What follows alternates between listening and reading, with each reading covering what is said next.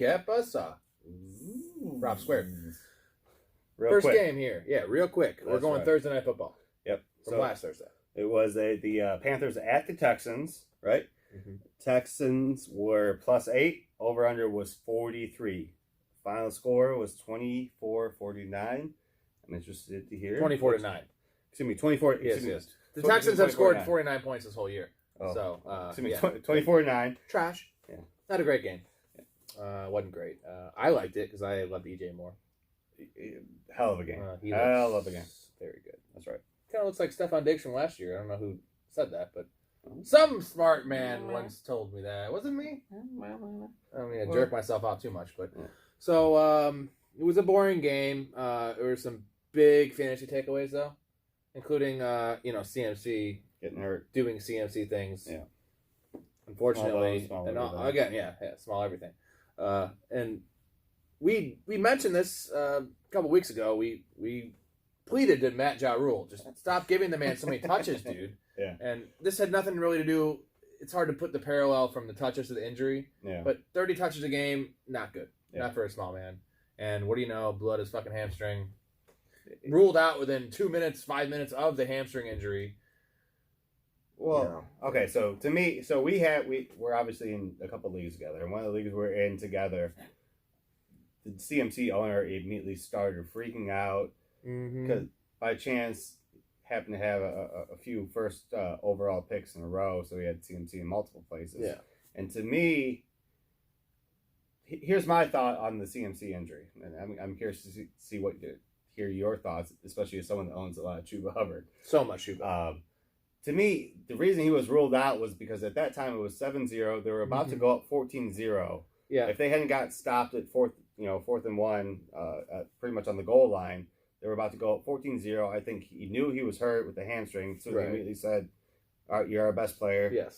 Stay out." It's good for that case. He's not on IR. So to me, if you're a CMC owner, either trade him to me or stop bitching. But he's probably missing 2 games minimum. I would say so. He's probably still going to miss 3. I don't think they're going to play any games with that. Yeah. I mean, and the thing is, like, I've heard people say, "Oh, they're 3-0. They have a reason to bring him back early." Yeah. If anything, it's the other way around. They're 3-0. If they can go 1-2 without him, they're 4-2. Get the man back healthy. And I'm not just saying that because I have Chuba everywhere. I want 3 games of Chuba. Yeah. And I also have CMC in a $250 league. So, like, hence why I did that whole plead to Matt Ja Rule, who doesn't watch fucking Rob Squared. Not yet. Like, I mean, listen to us, man. Like, he's too small for that workload. So just looking forward real quick before let's talk about Chuba a little bit. Yeah. I like him a lot. And you did a little thing about him a couple weeks ago about it was 2020 was the COVID year. He was not good in college. The year before, I don't know if it was his freshman or sophomore year, he had the 1,900 yards rushing. Fucking great. Like 20-some time. Oklahoma State, I believe. Stupid numbers, He's nothing flashy, but what I saw from that game, he was a little rusty. He dropped that one little flare pass in the end zone. It wasn't the best throw. Unfortunate. It wasn't the best throw. It was a little bit. It didn't have any touch on it. He should have caught it. CMC would have caught it. Unfortunate. He'll make that catch in the future. He can catch a little bit. I'm confident with that. Was a nerves. Yes, 100%. Like DeAndre Swift dropping the pass week 1 against 100%. Good. Thank you. You know what I mean? Like, it was just like, oh, I get my opportunity, and he blows it. You're 100% But they didn't fucking bench him, and he played. And one thing I noticed with his hands is he's known to be a decent receiver. He's a body catcher, which as a running back is not a death nail like it is as a wide receiver. You don't want your wide receivers out there fucking Will Fullering it, right? Or Whoopi Goldberg, actually. Unfortunately, we'll get to that later.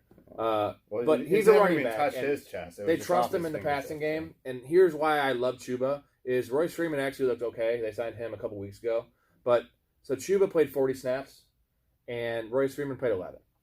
So even after that drop was like the second drive ever came in, right? And like so Royce got some run, and we know what Royce Freeman is. He's okay. But Chuba, they drafted him for a reason, man. Insurance. And like all I know is that Mike Davis fucking crushed it last year, was 80% of CMC. Chuba's a better player. At least he's a better athlete. I don't know if he's a better player yet. They're going to give him every chance to succeed, man. And I would say at this point in time, at the time that Mike Davis had taken over for CMC last year, his upside versus Chuba's upside. Like we've seen Chuba blow up in So he's very, very exciting. Yes. Mike Davis, we kind of knew. Like Mike Davis, he peaked. Like he did the best he could in that role. But with Chuba, he could easily duplicate. It feels like he could duplicate. Yeah. Not easily, but it feels like he could. A flashier version of the same stats, if that makes sense. It feels like he could duplicate what CMC did. Yeah, and I just know that, like, one thing I'll tell you this week coming up, he's going to get 17 touches. So whether that's 14 carries, 3 catches. So this might be a little hint towards the betting video that's coming out a little bit later, but Panthers are going to be on 10 days rest. Mm-hmm. So they have 3 extra days of rest, where the Cowboys are coming up on Monday night, which is one less days. And they're going to be getting like 4 or 5 points. Yeah, so if you have any faith in the Panthers and their coaching staff, it might be something to look into. Let's go through a couple other things here. So the wide receivers, Robbie Anderson, rip. He didn't get hurt, but it seems like a rip. It's not great. This is something I did want to. So my hope, I suppose, is I don't have 2. I actually have 1 share of them. So my hope is that he returns to what he was last year when CMC got hurt. It was kind of the short range guy. And with the Jets, he was averaging 15, 16 yards a catch. His first year, when he had the 90 catches, 1,000 yards, he was averaging, obviously, about 10 or 11. So he had 2 targets, 1 catch, 8 yard. No, horrible. But to me, he's not someone I'm giving up on yet. No. Buy low. I'm benching him right now because I have people like Kirk, like someone like Christian Kirk. I would play him this week if I were you. I'm facing you, so don't listen to me. Yeah. He's not. He hasn't lost a spot on my roster yet, but he needs to earn. He needs to earn a permanent spot right now because it's someone that I see the potential, but I just need to see it happen first. So DJ Moore played 74% of the snaps. Robbie played 64, and Terrace Marshall actually played 62. So he's getting a little bit more involved. Yeah. He's almost taking some of Robbie's away. But it's clear that DJ Moore is the alpha. He's the go-to. He's the best player in the offense. Absolutely. I might even say he's better than fucking CMC. He looks like a dynamic-ass Steve Smith out there. And, I know you're just trying to speak into existence, but when CMC's on the field... I know, I'm being a little ironic, but until CMC's gone, you absolutely have... DJ Moore is a surefire wide receiver 1. You have a golden ticket. Yeah. He might be a top 6 receiver. You have more right now, yeah. He had 12 targets, 8 catches, 126, and he had pretty much 90-something yards in the first half. Yeah. And then he actually had a pretty bad injury scare on the goal line, missed only a couple plays there. It didn't look good. It was a knee to the thigh, and this guy's just he's a warrior, right? So we didn't know what to expect. But he came back in the game, and this is like end of I think it was early 4th. Sam Darnold, man, he had a 70, 60-yard touchdown. Sam Darnold just overthrew him a bit, and he hit off the tip of his. It would have been a 60-yard touchdown. I remember that. Yep. So he would have had 9 catches for 190 and a tutty. Yeah. He would have walked into the end zone. Wide receiver 1. You can't get too greedy because that's a great game. Yeah. I'm telling you, the touchdowns are going to come. I've been saying this all year. Yeah. He's, right now he's on pace for 170 targets, and it's not going anywhere. And we see the player he is. So there is a couple other notes here that just kind of broke recently. So this isn't too much fantasy relevant, but if you're in a deep league, so the Panthers traded away Dan Arnold. They did. So Sam Tremble, right?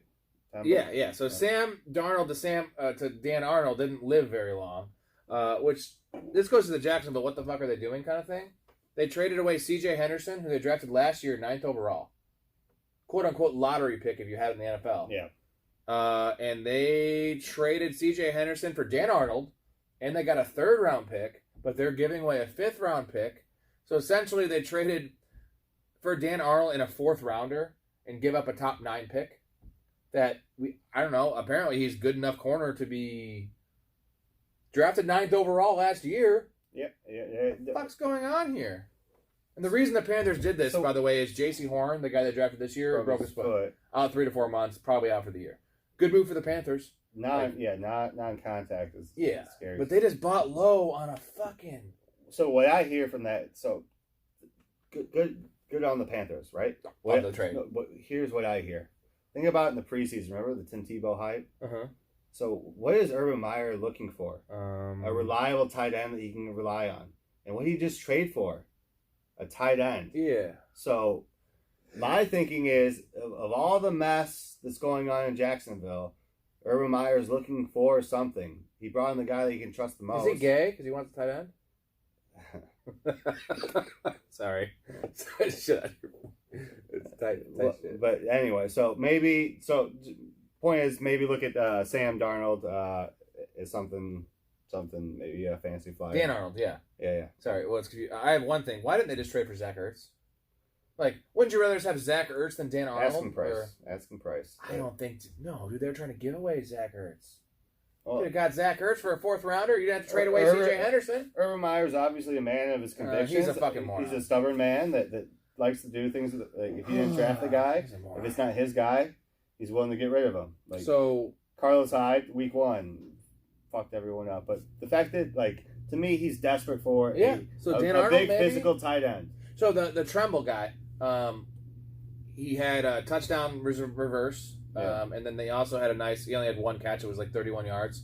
They have Ian Thomas, who they last year, but he's strictly a blocking tight end. Yep. So Tommy Tremble, I think his name is, deep dive. Just put on your radar. Don't pick him up yet. But if he starts playing 70% of the snaps, the guy has the ability. And apparently Robbie Anderson isn't catching any passes. So let's move on to the Texans real quick. I have in my note here just Texans bad, trash.